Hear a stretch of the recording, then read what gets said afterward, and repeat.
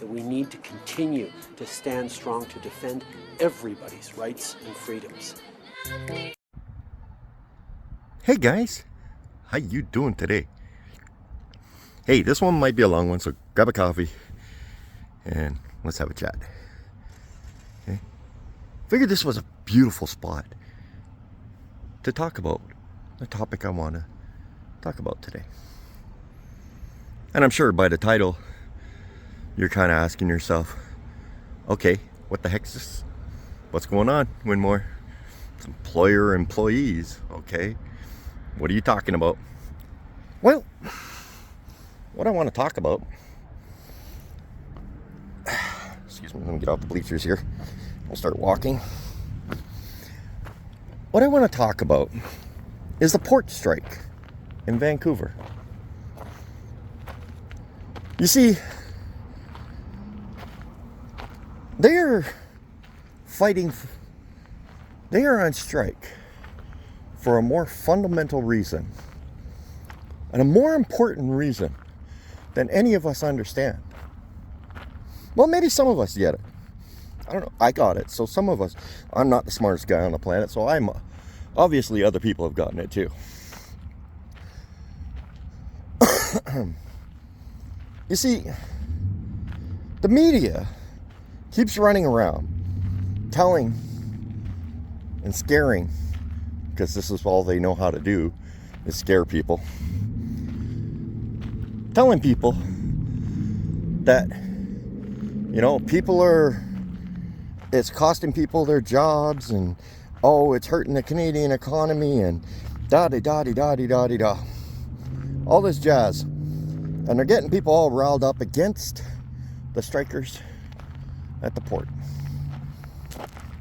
Well, the media, if you think about it, is nothing more than an arm of the government. And what does the government do? The government scares us into submission all the time. If you have doubts in that, just look back over the last couple of years. What have they done?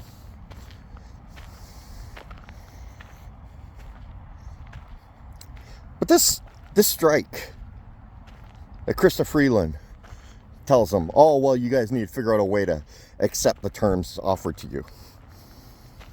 We're running out of patience with you. Well, I don't give a shit about your patience. Thank you, port workers. Thank you very much for telling Krista Freeland to go shove it up her ass. Because that's what she needs to be told. This isn't about her.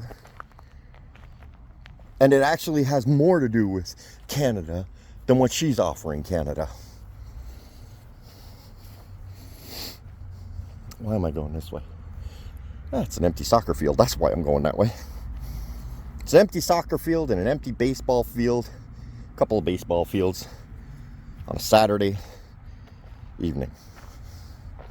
And that's very important for what I'm saying. That's so important. That's exactly what I'm talking about in this video. It's exactly what the port workers are fighting for. So, throughout this video, I'm going to talk to you about jobs. I'm going to talk to you about work. I'm going to talk to you about slavery. And I'm going to talk to you about contracts. You see, you listen to Krista Freeland talk, and she assumes that everybody should just obey. So she's got her media running around telling everyone that, scaring everybody into the jobs loss and everything. And the port workers are saying, yeah, we know this sucks, but we need to do this. And that's what the truckers did in Ottawa. We know this sucks for everybody, but it needs to be done for the health and well-being of the entire country. Not just the people in Ottawa, for everyone. Hence, everything getting dropped since then. No new mandates. No new lockdowns. Even though they kept threatening it, they realized there was no appetite for it. And that's what the port is doing right now. They are making a stand for all Canadians right in this moment. Even though you are directly affected by what they are doing, they are standing up for you as well. And you don't even realize it.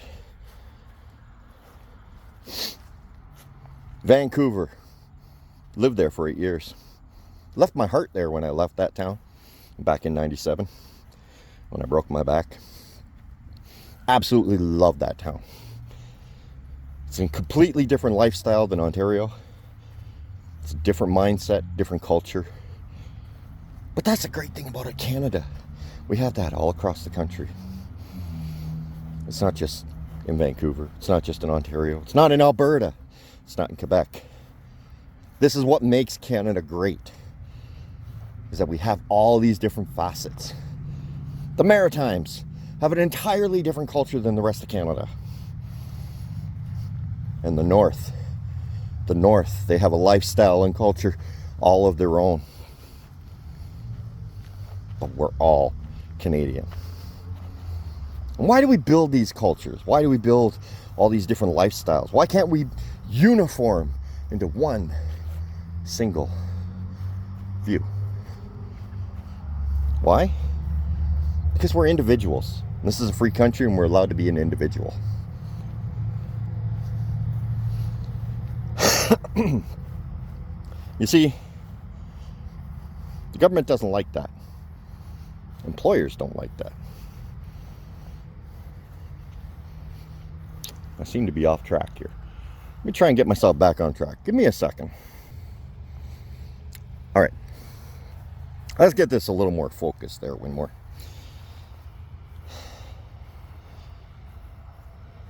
What the port workers are doing is they live in one of the most expensive places in the entire world. Okay? Vancouver is one of the most expensive places in the entire world to exist. And the port workers have to live there. Okay? But that's a funny word, live. You see, all they've asked for is this respect. To be able to live with dignity. It's kind of like what truckers were asking for. Leave us live with the dignity of our jobs, of our life. But what does living mean? What do we do with living? Well, living is watching your kids play soccer, watching your kids play baseball, going out and play a game yourself. But nope. We gotta work. And the government is telling these port workers, no, you gotta accept less, even though you live in one of the most expensive places in the world. You need to accept less, so you need to work harder. You need to work more to make ends meet. And that's a story all across Canada right now. You need to work harder. It's funny, our forefathers built this great nation. You know, they built up the infrastructure and everything so people wouldn't have to kill themselves to do their job. We built safety standards. We built employment standards. We made unions to help protect us when we took on a job from abusive, overbearing employers who demanded we accept less and do more. It's funny. And now that employer is the government of Canada. Isn't that ironic? But why did we create safety standards? Other than the fact, why did employers think that they could ask you to do more for less? Well, it's the mindset of slavery. Well, I got people coming. I'm going to have to turn to the train here. Maybe I'll go back this way. Well, I got people coming this way. Look at the soccer field. I'll go back.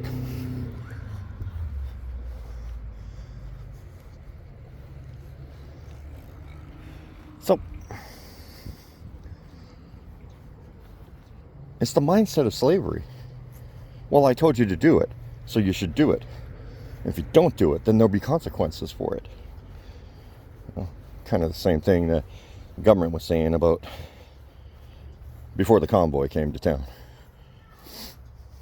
Same mindset as in the slavery days. And if you don't do it, then we're going to take away all the things that matter to you, all the things that allow you to have a life, to live. So you'll have to work even harder to earn your way back into your employer's good graces.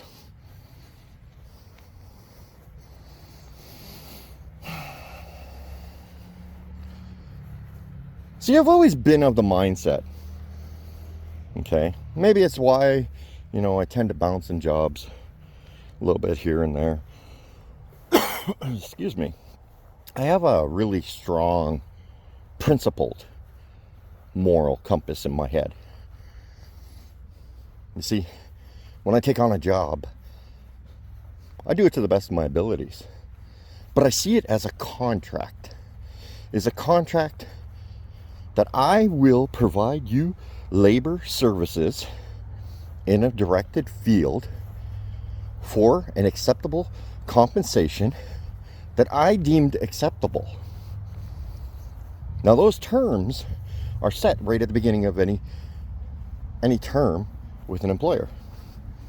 You see, I tell every single employer, in 51 years, I've never worked on my birthday, and I'm not about to start now. So, January 27th, I do not work, no matter what. I don't care how far you're behind. I don't care what the excuse is, and it's for the full 24 hours. That means currently at my current job, seeing as I work nights and I start one day and I end on another day, that means I take 2 days off of work for my birthday, because it's from 12 midnight till 12 midnight. That is my birthday. I also tell my employers at the interview, no matter what, I don't care. The end of August, my family and I go camping. Most employers, no problem. But every employer says no problem at the interview. But when it comes down to coming close to my birthday, I always run into the same thing. Oh, well, we kind of need you. We're kind of in a bind right now. And yeah, but I'm off on my birthday. Well, no, we need you to come in. Oh, yeah, but I'm off on my birthday. No, you don't understand. You need to come in or there'll be consequences. Well, then sometimes accepting the consequences of your actions is important, because it creates a principle in your boss's mind. Oh, I can't cross this line because he's going to push back, or she.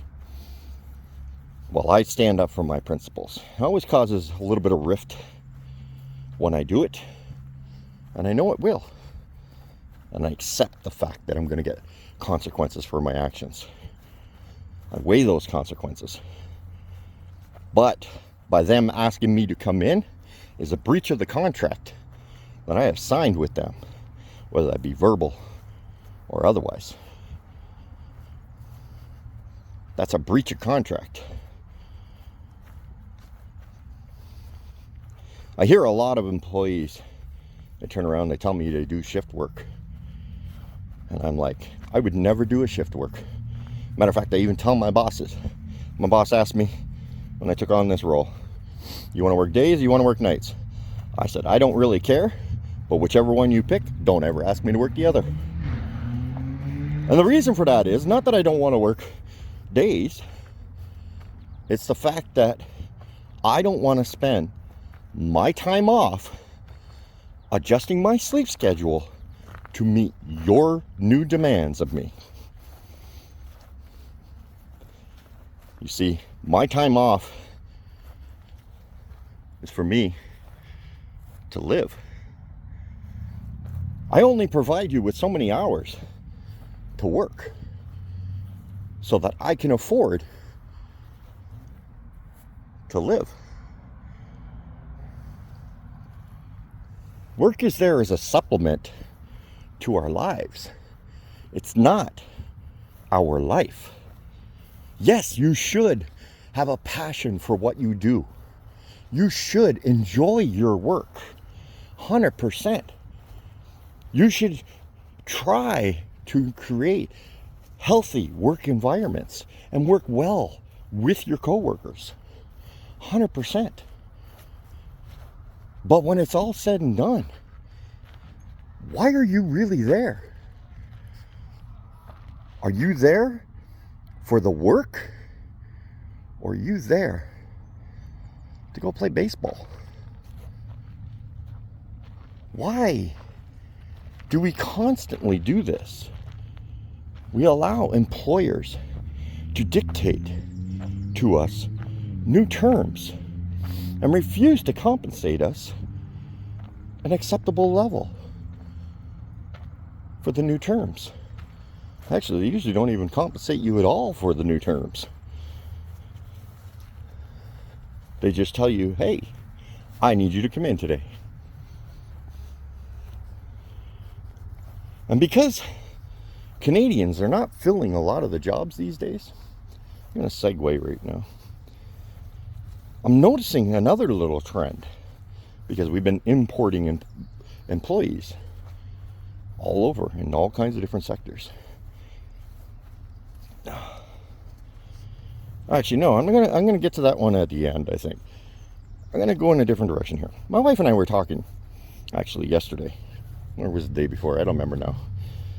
And we were talking about a skip the dishes driver. Okay? Came in, told my wife that he had a delivery going to somewhere outside of town.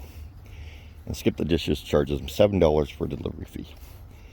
When he arrived at the door, the guy gave him the person that ordered the food gave him a pittance of a tip. So the Skip the driver turned around and says, well, you know, I work for these tips, right? And apparently there was a big scuffle and everything. It was not a good scene. But that's a problem. You see, I make tips in my job. I don't work for tips though. I have many people turn around and say, oh man, I wish I could tip you. And I'm like, why would you need to tip me? It says right there how much the cost is for the service that I provided you. That's all you're responsible to pay.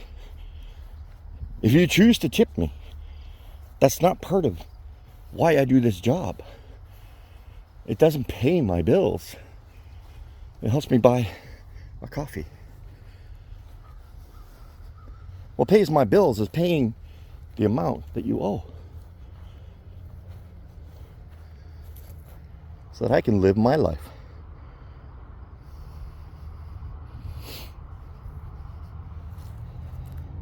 Why do we have a minimum wage in Canada for jobs? And then we allow restaurateurs to pay waitresses or waiters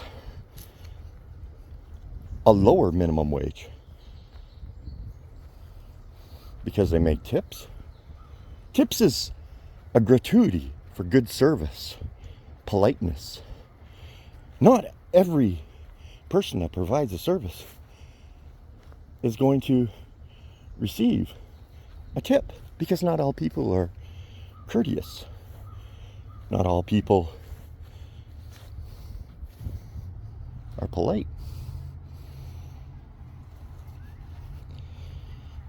So when you tip somebody, Do you tip them because you're supposed to?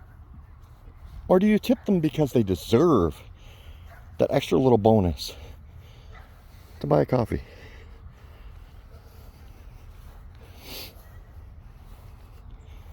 I don't work for tips. I don't understand anybody that does. I think that's wrong. Your employer should be paying your way. Your business should be paying the way. It's not just about employees, it's employers too. Okay? Employers expect employees to show up and do their job. If you don't show up and do your job, why does that employer have to tolerate you? You know? Why should they give you more money? But at the same time, they shouldn't be asking you to do more work for less. Now, I said I was going to come back to this. I'm going to get back to it real quick here.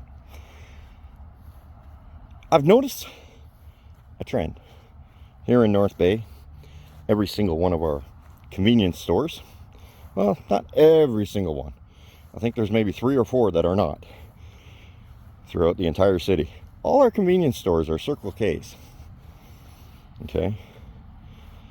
They're all over the place throughout the city. Now this is a problem I'm seeing quite frequently. I see it in the trucking industry, and I see it now that I'm not in the trucking industry, looking around at other industries. Okay?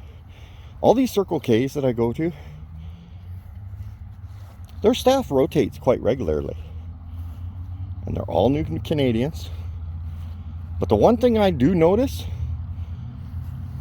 is I've never seen an advertisement looking for help wanted. You know, at a Circle K.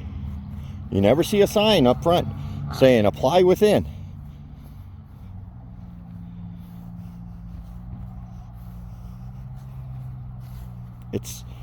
It's almost like hire through word of mouth within your own community. Pardon me. This isn't right for such a multicultural nation. How do we create multiculturalism if we segregate ourselves? So the next time your employer asks you to come in and you say, shit, I really don't want to go in, why do you say yes? And if you say yes, is there a direct compensation you get? And I'm not talking just monetary value. I'm saying, you know, it could be anything. Your boss brings you coffee for the rest of the week. That could be a compensation for going in that day. Your boss says, hey, I'll give you an extra $2 an hour if you come in on this day that you're not supposed to be in. That's compensation. Your boss gives you a day off that you don't normally have. That's compensation. There's many different ways to compensate. And it doesn't have to be money. But it does have to be worth your time that you are giving up living your life to do whatever it is that he or she wants you to do. So when you hear the news talking about the port strike, or maybe you're directly affected because the ports are on strike, try and remember what they're fighting for is what every Canadian wants right now. To earn enough to live your life and not be enslaved to your job. Welcome to the Fringe.